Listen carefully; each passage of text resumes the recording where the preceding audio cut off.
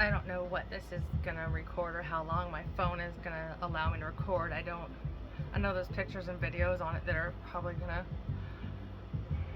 I'm just rambling. I'm pushed past breaking. There's no support system here. It's actually abusive. I'm begging for help and my husband does nothing. The more I scream, the crazier I look. I sat in this bed and screamed for help. Screamed for help.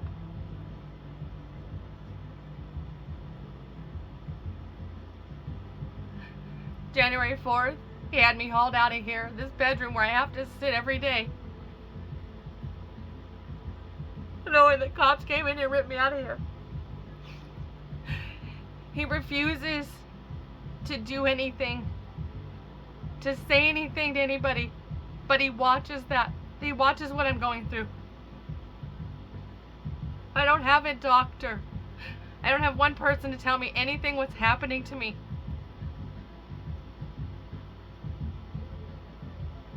I know when I just go on here, it's just rambling. 5 years I've been in isolation, 5+ years. Sick and in isolation. And Michael doesn't say anything to anybody. If I had a spouse or a friend or anybody, a family member that was sick like I am, I would be speaking for them and helping them. I realized that 2 years ago, Michael's not gonna help me. But I've been trying to reach out for help, but nobody listens to me. I just sound crazy. What kind of person sits back and watches this, knowing that this is how the world is?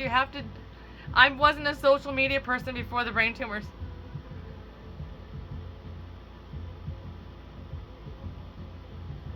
I'm using it to beg for my life. And I shouldn't have to be doing this by myself. I wrote this down because I've been trying to make this video.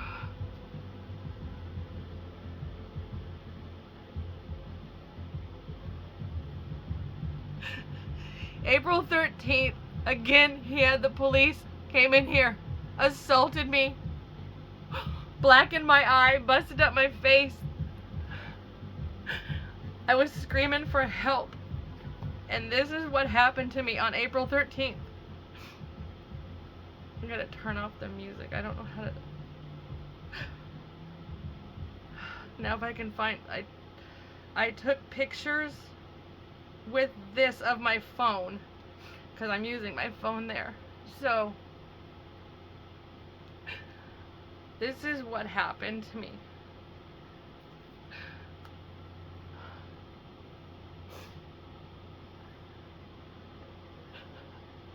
I was sitting in this bed just screaming for help. They came in and assaulted me, handcuffed me, and took me to jail.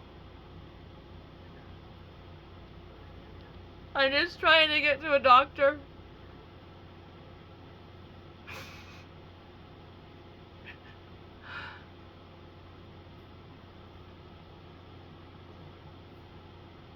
My husband's, he's doing this to me. He knows I don't have anybody. Even on social media, just nobody cares. Everyone's just like, you're crazy. He's told my children I'm crazy. I haven't talked to my children since we left Seattle. I saw them February of 2021 when we got back from the Mayo Clinic. I was in my bedroom and I don't know what he said to them out in the living room, but my oldest daughter stormed out and none of them came back and saw me. They just stormed out and left. Every time he has talked to them here,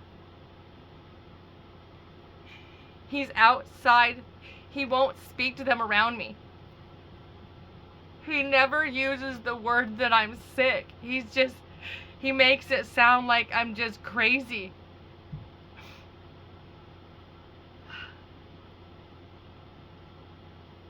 I was taken by ambulance on January 4th to a local emergency room here, Western Arizona Regional Medical Center.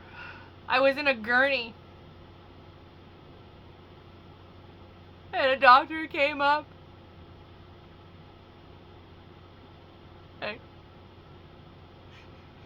and bear hugged me out of the gurney and was grabbing me like this, dragging me out the ambulance bay doors, telling me to stand up. I didn't have hardly any clothes on. I had like a robe, and I think my underwear was falling down. My boob was popped out of my sports bra. And January 4th, they drugged me to a police vehicle and then drove me to a fucking loony bin in a different city in Kingman, Arizona. And then from Kingman, Arizona, they put me in a hospital in Las Vegas for 10 days. I don't know how that's legal, but look what's happening in the world. I beg my husband every day to say something, that I need help, that I'm doing it and I look crazy. And he refuses. He's looked at me in the face and said, I refuse to help you because you're a bitch. He's looked me in the face and says, hurry up and die or get a job because, the bills need to be paid. He's abusive and evil and just, like, how do you watch somebody suffer and not get them help? I met this young trans girl in the loony bin when I was there in January, but she's like 18, or she just turned 19. She's autistic. I'm not trying to say anything bad, but she's basically, I'm in my room, she has a room up front. Yeah, I went 5 years of nobody being in the house when Michael was at work. Could you imagine that? And I'm in a strange place in Arizona for 5 years. He knows I've sat in this bed alone. I wouldn't have done that. I would not let my spouse sit here. Even if I had to work, I would have tried to find people. Can you at least once a week go sit with this person? He's not telling anybody this. That's the fucked up part. As I look at him and it's like the hatred that I have for this person, I just want to get away from him. He's fucking evil. So April 13th, I was just screaming and crying for help, and the cops came and did that to my face. I was standing at the end of my bed. I have to sit in this bedroom where cops have ripped me out of my bed twice now. I have no rights, I have no say. I've been trying to do this video, but I'm just traumatized. I don't know what is happening. I don't know if anybody to turn to. I have no one to talk to. Yes, there's technically, someone has been in the house the past 3 months, but they're not. It's not. They're a child themselves. I'm trying to help them, they can't. I don't have a support system. And my husband watches. I am going to get him for elder abuse, neglect, whatever, if I could get away from him. I am so desperate to get away from him. I am so desperate to speak to my children. I don't have their phone numbers or anything.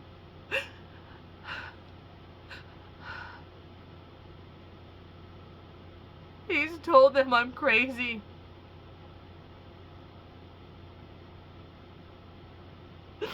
I'm pretty sure every person who has contacted him asking, like, what's going on, he just says, oh, she's just crazy. They're just cysts in her head.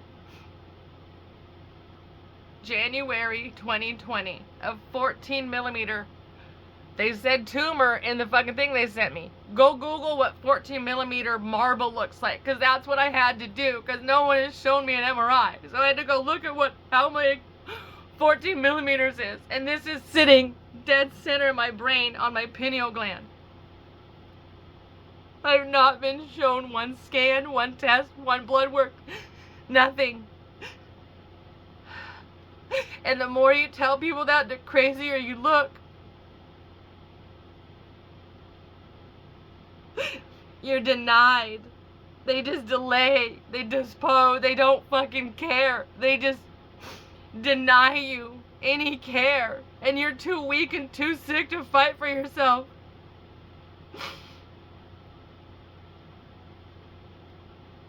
It's disgusting. I look Michael in the face and go, are you getting some type of payout from somebody for keeping your mouth shut and just not helping me get help? Are you getting paid for this? I'm literally pretty much convinced that he's getting some type of payout for not helping me. Because, like, how do you just watch somebody?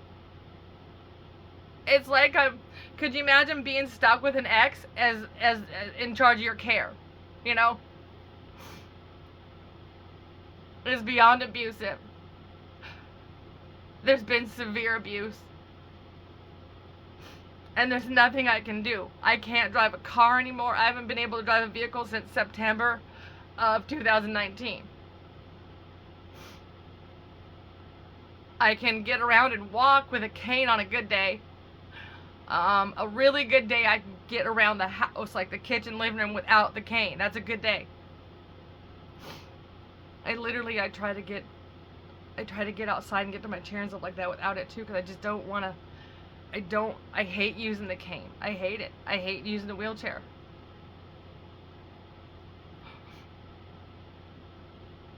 All of this Michael watches, and Michael does nothing. I'm just desperate to get away from him. So desperate to get away from him. And possibly find out, like, what's wrong with me. Am I gonna die? Am I like, how much time do I have? Can we fix this? Can I get more time?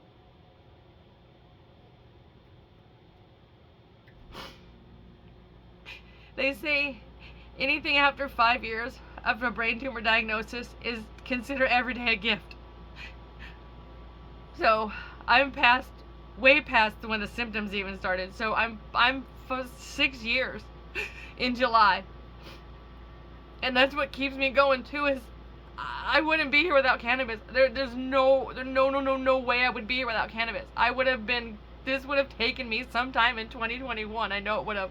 If not by the end of 2020, I would have been gone. I'm pretty sure, yeah, I wouldn't have survived past 2020.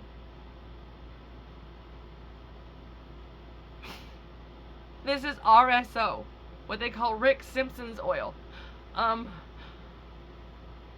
It's basically, they take the whole, like the plant, the bud, and they dip the plant in like alcohol, and then they take the plant out, and then what's ever in that liquid in that, and I'm talking like alcohol, like rubbing alcohol, like the super duper, not just like beer or wine. I'm talking like, I think they use rubbing alcohol, some people. I've seen them do it in a coffee pot. So after you take like a whole bunch of, you have to use like a bunch of weed. You take that out, and then they cook off the alcohol. And what's left is like this, literally like this brown tarry stuff, and it's all the medicinal stuff that's on the bud. Not the actual plant matter, but it's this.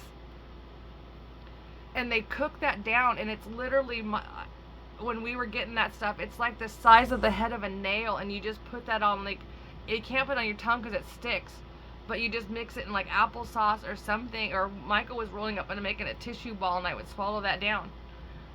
Rick Simpson oil. That's why I'm here.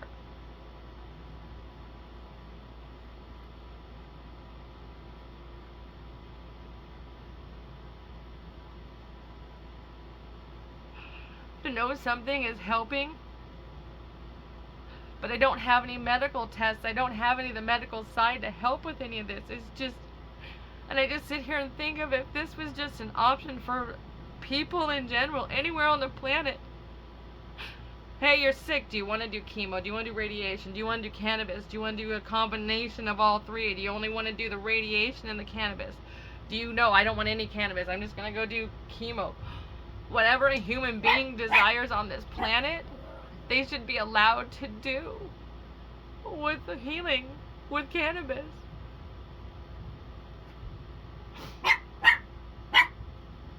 I'm so overwhelmed. There's just too much in my head to try. Been trying to do this podcast since November of like 2023. I was talking with some of the my father's, the victim's family members and stuff, but they would see how this, and they're just like, it got to be too much for them to deal with. They're like, oh yeah, you're so sick, but no doctor, you know, and I can't, people just, you can't make people believe you. So it was just too stressful for them, I think, to deal with it. So I was just, yeah, just, so trying to do a podcast on my serial killer father, who I had just written off my whole life. I didn't want anything to do with him. I thought he was in jail for what he did. You know, I don't want to deal with anything to do with him, but I do want the closure, and I want answers and stuff like that, because there is so much more that I've found out. So much more, probably so many more victims.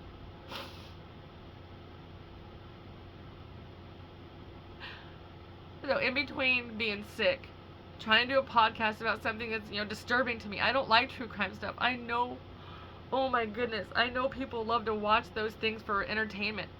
Yes, I've watched Dateline back in the day. There's some that are interesting and stuff like that. But I mean, I guess people like listen to true crime podcasts when they're falling asleep and stuff like that, and I don't understand that, but I don't want to hear all the bad stuff. I don't. I know there's already bad stuff in the world. I don't need to hear it. And then it's, you know, it's about your family member. It's just a disgusting feeling. So those two things could be just, you know, major on top of it. You know, having brain tumors and no help. But I'm severely isolated. I'm from Seattle my whole life. The Seattle-Tacoma area. That's where I lived 50-some years of my life. Either somewhere around the Seattle-Tacoma area within a 50-mile radius. I mean, I think I lived up in Bremerton for a little bit one time. Olympia is where I was before me and Michael got together. That's like a little city outside of Tacoma. Oh, it's getting bigger. So I'm from Seattle. And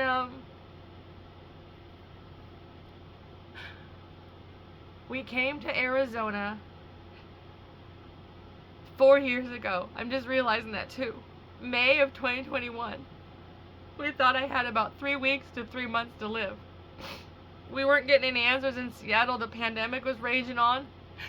We weren't getting any help. And me being a good spouse, I felt bad for Michael and having me on his own. There was nobody around. So I was like, you know, just go to Arizona where your parents are. When I pass away, you can start all over and whatever, and your parents will be there for you. We sold everything out of a beautiful Seattle apartment we had just furnished a year before. Brand new furniture and everything, everywhere. Kitchen, living room, you know, bedroom. We sold it all a year later. It wasn't a super fancy Seattle apartment. It was a remodeled older one, but it was beautiful inside. And the whole back of the apartment was nothing but windows. And it was a green belt. And way down in the hill, I could see like the freeway. It was west facing, so the sun came up there in the morning. Like I said, it wasn't a mansion, but it was nice. I liked it. I didn't want to leave Seattle. But I thought I was doing something good for my spouse. I'm at my wit's end, and I'm just running my mouth now. I just gotta say what's happening. But I can't get any help. I haven't been on Instagram since last year, I think, August or September on my birthday. I think that's when I was like, I can't do this anymore. I couldn't. All I knew how was to post stuff, and I think I figured out how to put music on something. I still don't know the difference what a reel and a story was. I never did any of that stuff. I just posted stuff on my Instagram page. So that's not how how Instagram works. You're supposed to make stories and make reels, and I don't really know what those were or how to my brain didn't know how to figure that stuff out. Michael's evil daughter. That's another one. Michael is not just only Michael, it's his family. His mother and his daughter.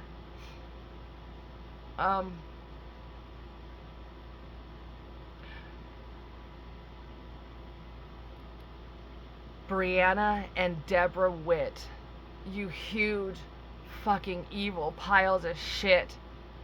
How do you see somebody suffering and then add to it? That makes you a messed up person. But, I mean, I guess it just runs in the family. You're sick people. I would love to tell it to your faces, too. You're disgusting. You saw what I went through and added the more misery to it.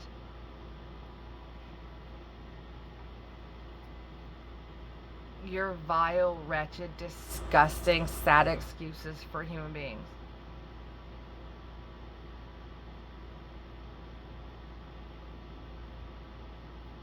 Brianna had my first Instagram shut down.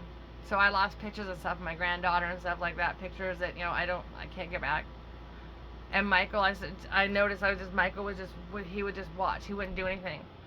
He would see me on these videos when we first got here. Like, we were in this fucking RV on his parents' shitty fucking dirt patch. His parents live on a fucking dirt patch. Just this glorified fucking trailer home on a dirt patch. A square fence around dirt. And you look around, that's all, like, when we got off the freeway, it was such a culture shock. Like, there's just mobile homes and just dirt patches. It's so depressing and so sad. Like, why anybody would choose to live here, I don't fucking know. So for 15 months, I'm thinking I'm dying and just waiting to, and Michael's working like an hour and a half away, working a full day and then commuting 3 hours. He's doing whatever he can to stay the fuck away. So, summer heat, which is going to be 104 today, sitting in an RV on his parents' shitty fucking property, hoping the power doesn't go out and the AC doesn't go out in 100-degree temperatures,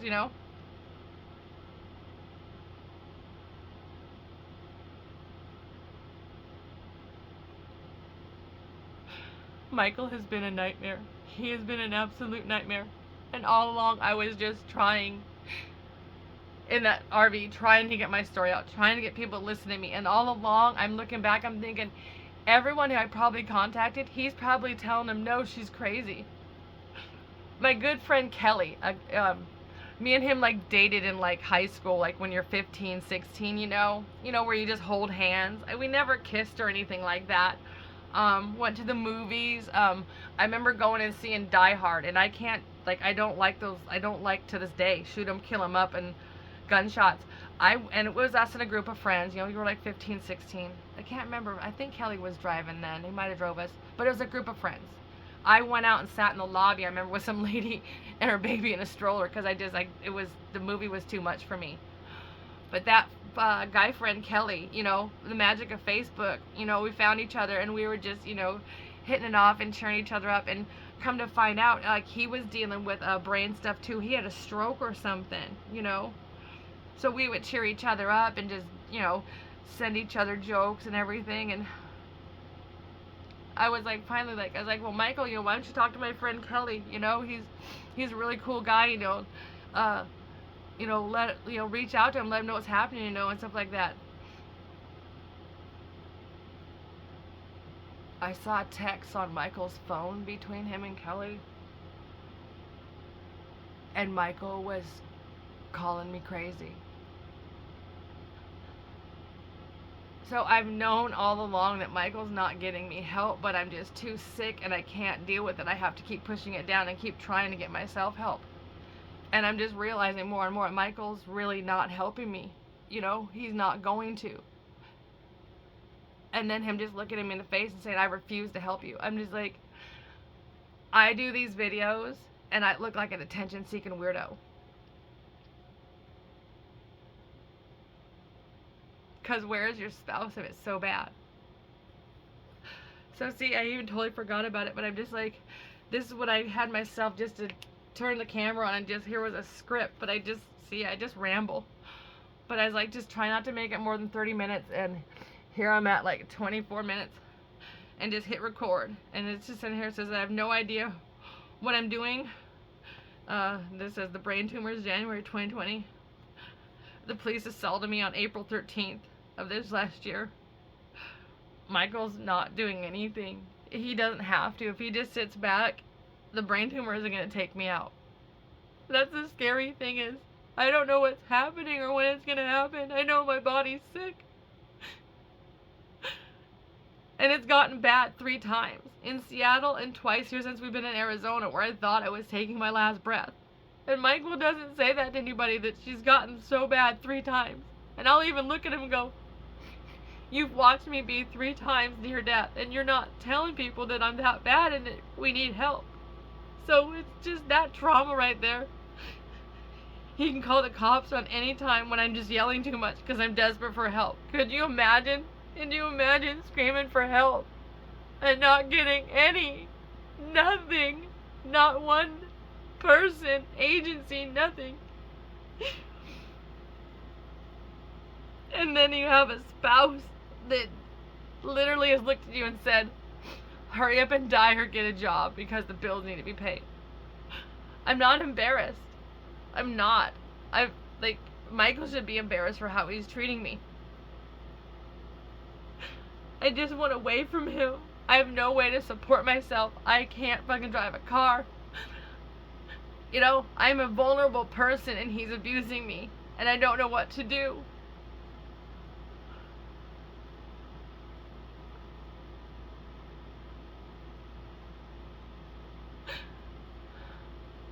I know I gotta drop this podcast or release this podcast, but I look at when I do these videos, I'm just like, no one's gonna listen to it. Everyone's just gonna be, look at this crazy fucking woman again, here she is, or everyone's just gonna think I'm crazy.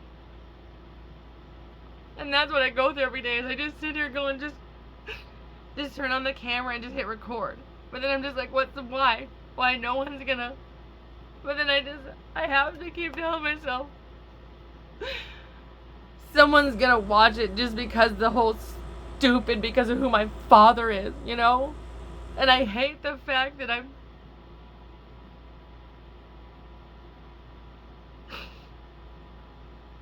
just really don't want to fucking have anything to do with him.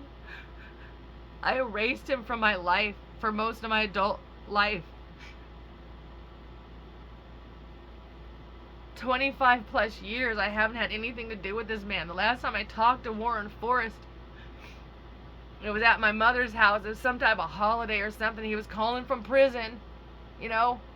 And I remember it had to have been like Easter or something of 98 or 90. No, it had to have been like 98. So yeah, it's been, because my infant daughter, my daughter Emma was an infant.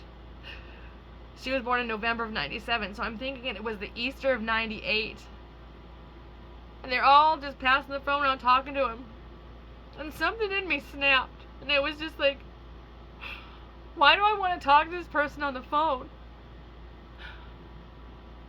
His best friend from the army, him and my mother were now best friends, Pete. He's holding little Emma, you know, infant Emma. It's a beautiful spring day, the sun's coming in, you know, and it's a family get together, but I'm thinking,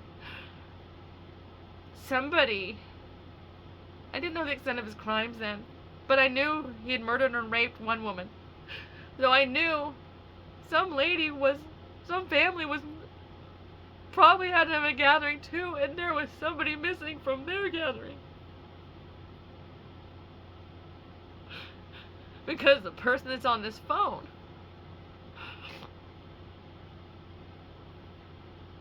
and I looked at my infant daughter in his best friend's arms, and I remember they handed me the phone, and I don't know how the conversation started. I don't know how long I talked to him, but I remember how it wound down and ended. And I remember saying to him, "You're never getting out of prison, Warren." And I remember this part, because this is me. I said, "Oh yeah, you are. You're getting out in a body bag one day. I want nothing to do with you, you know, basically whatever." And I remember, and it was when you had the big long 10, 20-foot cord on the phone, and I turned around from like the doorway of the kitchen, and everyone's just like, mouths are just on the ground. And I just handed the phone to whoever and just walked out the kitchen, and I I don't want to say I've never thought about him since then, but that was done. I said my piece and it felt good.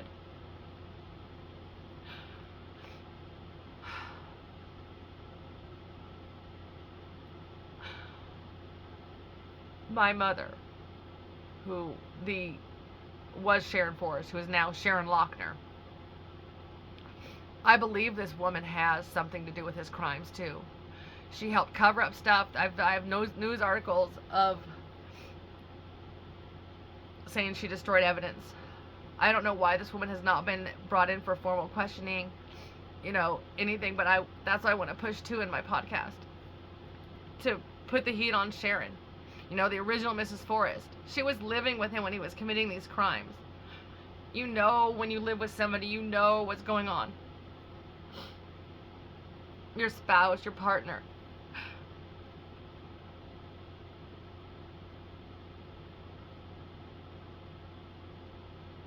I heard a story, but I don't know. That's nothing I want to delve into.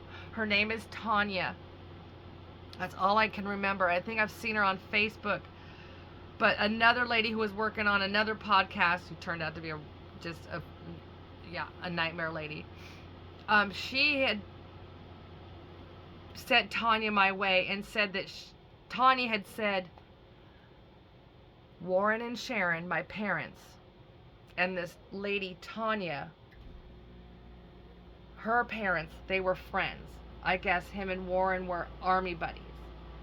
The husbands would go out on the weekends. The wives' bright ideas were to give us kids absinthe and send us with the men out to party. I'm like 18 months old to 2 years, tops. And she called me, but she sounded like she was drunk. I don't know. I was very sick at the time. I was literally on the bathroom floor when she was calling me. I'd like to talk to this woman. I want the details. But she said that's what they would do. Sharon and Warren, my lovely parents, would drug me with absinthe. And she would send me off with Forrest. So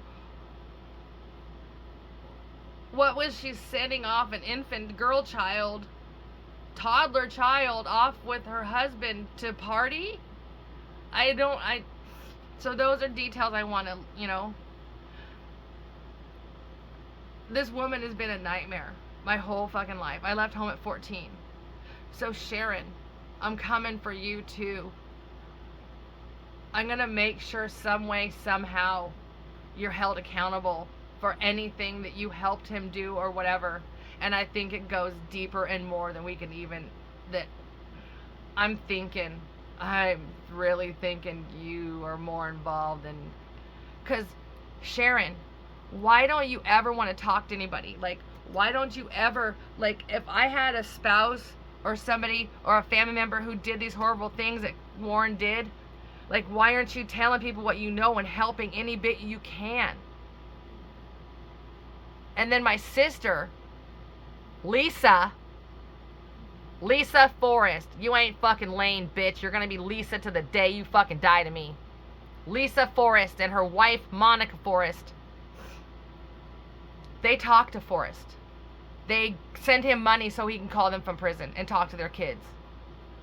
I just hope when this podcast comes out, I hope people enraged by what you do, Lisa, and I hope they let you know about it. I hope people contact you from the internet and ask you why you're having a loving relationship with a serial killer when the victims just want their loved ones' bodies back and closure. You sit there and have a loving relationship with a serial rapist and murderer of young girls, Lisa. You're sicker than I fucking thought. You, Sharon, and Warren, all three of you fucks are sick.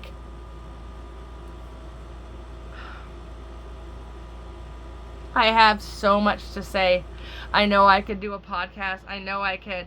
But it's getting I have to use my laptop. And right now I'm doing this video just because I can't get my brain right to get that one going. And I don't want to have to deal with anybody else right now. I just want to be able to turn my phone on and vent.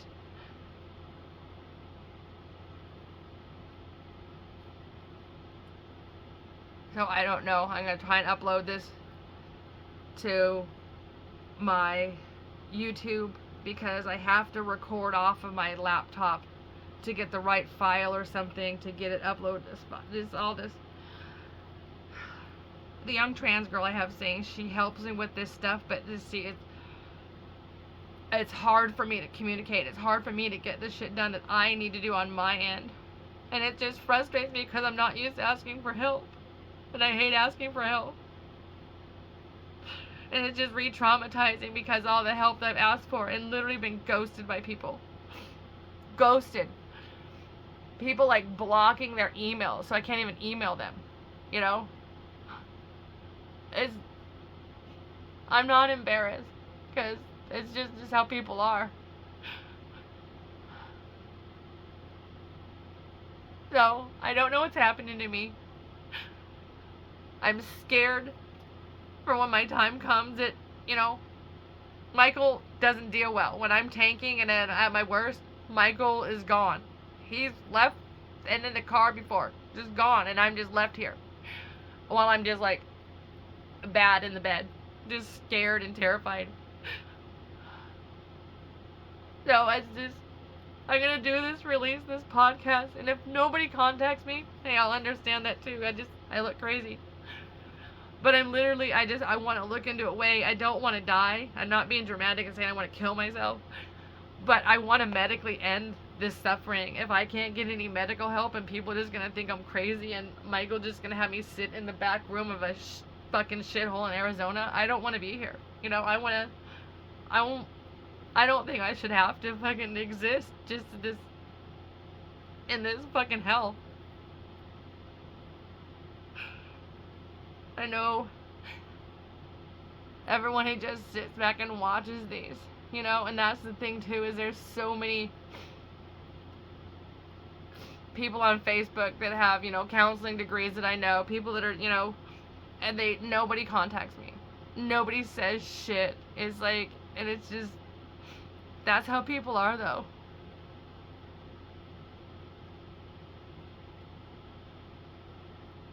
I've always gone above and beyond to help other people. I mean, look, I got a homeless trans girl staying with me right now. She's trying to get a job around here, but no one's hiring her. And I'm trying to tell her, I kind of busted out to her yesterday. I said, I think it's because you're trans. We're in a small Arizona town, Bullhead City, This is like where Trump supporters come from. This is just where angry, racist, ignorant, disgusting ass white people live. And I think she's not getting a job. No one's hiring her. I mean, anywhere. She's even tried McDonald's, And they were giving her the runaround, saying they're going to text her information. They never did. And I don't know, she's on her way there or something today. But I think it's a transphobia. And we can't prove it that they're not hiring her, But so I'm trying to help her get on her feet. I'm trying to, just give her a place to stay. It's...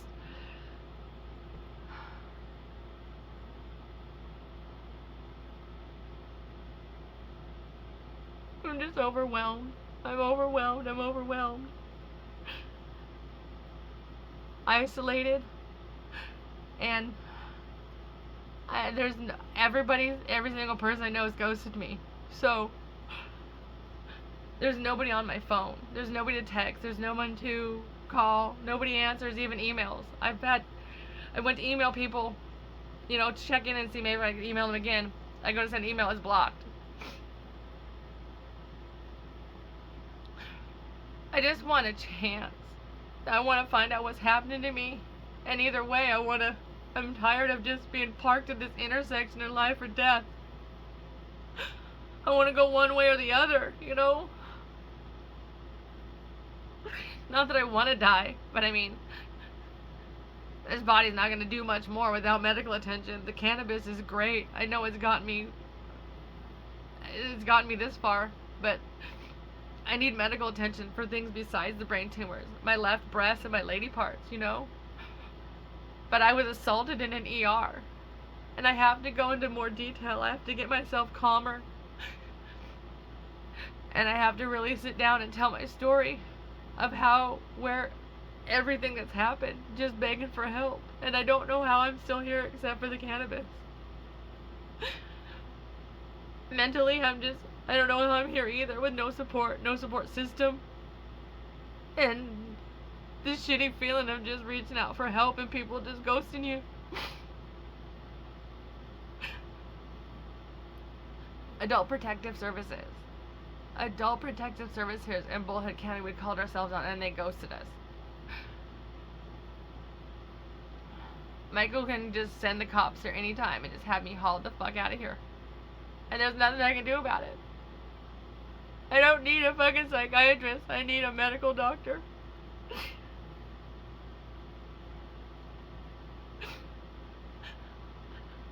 I'm miserable. I hate him. And there's nobody here. My children aren't contacting me for the sole reason of Michael has told them. I'm pretty sure, this is what I think the scenario is Michael's like, oh yeah, your mom's just drinking herself to death. She's doing this. There's not brain tumors. I'm pretty sure he's telling them, like, my kids, like, I'm drinking, I'm doing this to myself. Something, you know. And I wish I could get proof. I wish I could talk to my kids. I've reached out to friends of theirs, and I've even gotten a cold shoulder from them. You know, Electra. Like, what the fuck, Electra? Like, you're supposed to be a feminist. I told you this person's abusing me, and I need help, and you just ghost me too. You know what? You'd called me your second mom.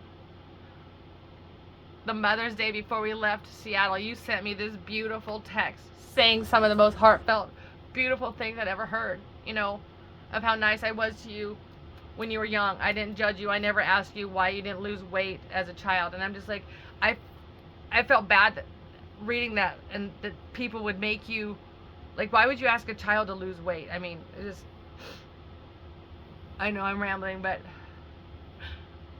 I reached out to you, Electra, and I just don't understand. You called me your second mom, and you won't even speak to me. How is that when someone asks you for help? I'm just asking for help, that you tell me not to contact you again.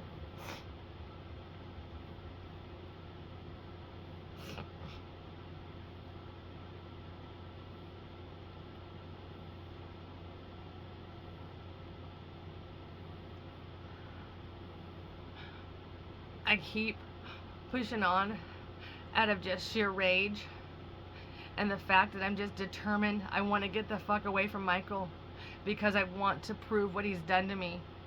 I want to show what an abusive, evil monster he's been. What kind of person watches their spouse go through this and is not helping, is not having some sort of presence on social media? Yes, it's a shitty thing to think about. I didn't ever want to be on, like, social media like this. But this is how the world runs now. You can't just call up on a phone anymore. Like, there's no, like, that's how old school I am. I like talking on the phone. I don't want to text.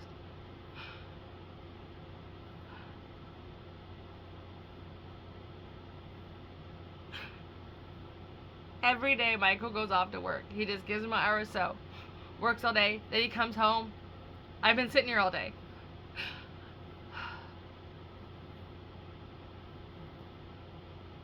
I ask him, just like on the weekends, can you help me make some phone calls, do some emails? He don't want to be bothered with it, you know? How do you not reach out for help for somebody who is doing it for themselves and not getting anywhere? He gaslights me so bad. He's looked me in the face multiple times and go, you don't got brain tumors. There's nothing wrong with you. His mother, his sister, he's got his whole family backing him up. AC going on and off. It's gonna be 104 degrees a day.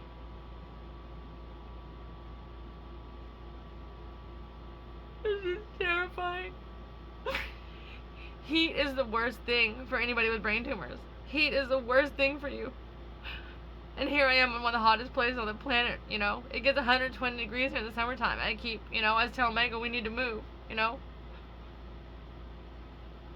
I can't, you know, I'm hanging on. I can't keep staying in this heat, and he's just, I'm not moving. He knows the doctors here are refusing me care, but he's not trying to get me out of Arizona. Because he knows in Arizona, I have no rights. He can just go to the police and have me hauled off. I have no rights. I have no say.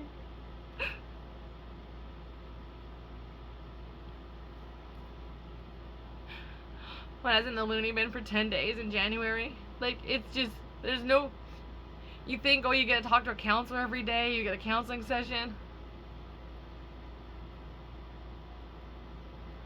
They just throw fucking huge amounts of drugs at you, and you just, people were just wandering the halls or sitting in a TV room. I just laid in a bed in between pill doses. There was like a group you could go to, like, and you could tell, like, the person, it would just, like, print some sheet off the internet and, like, oh, let's talk about feelings or anger or whatever. And that's all the counseling you got for the day, was a group.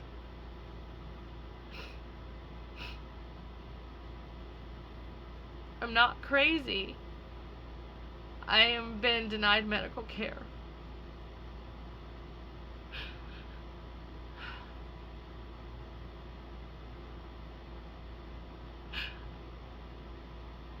I'm scared for what's gonna happen next.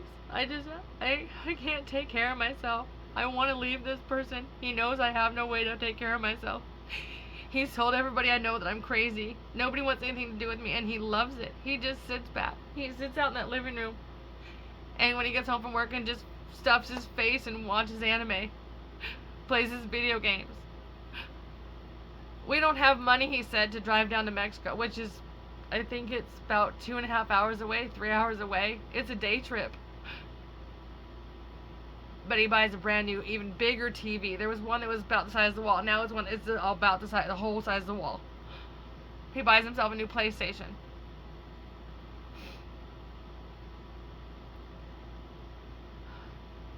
I'm just trying to get some independent blood work from places just to find out if I have cancer. You know? And he tells me I don't have money for that. Trying to get down to the border just so I can get a doctor to tell me. Just so I can have peace of mind and someone to look at me, yeah, hon, you're sick, I'm sorry, you got brain tumors, you know, and your lady parts are messed up and your breast is messed up. Just to be... No, I'm not crazy.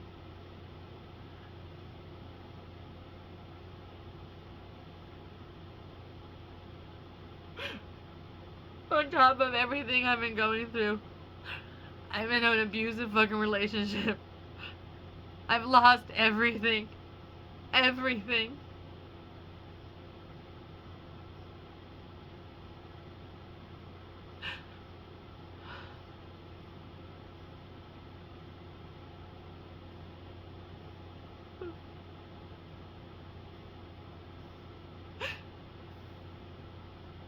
I'm a good person.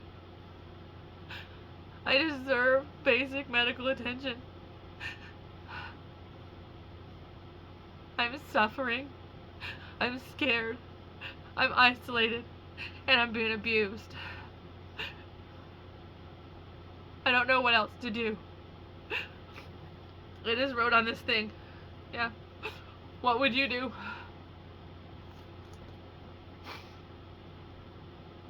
I've rambled on long enough. You guys are just gonna watch this, make fun of me, call me crazy.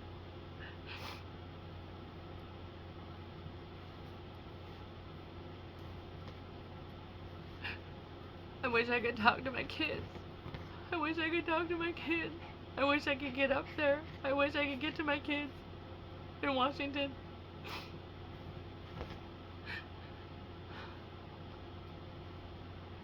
Not only am I sick, isolated, scared, suffering, fighting for my life every day, the only person I see is a spouse that fucking hates me and is abusive. And then there's, you know, past few months, someone saying in my house that,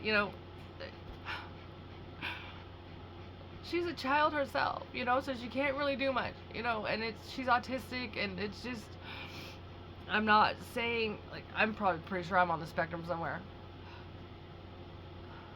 I'm needing help. And it's just heartbreaking to beg for help and just sit here alone every day.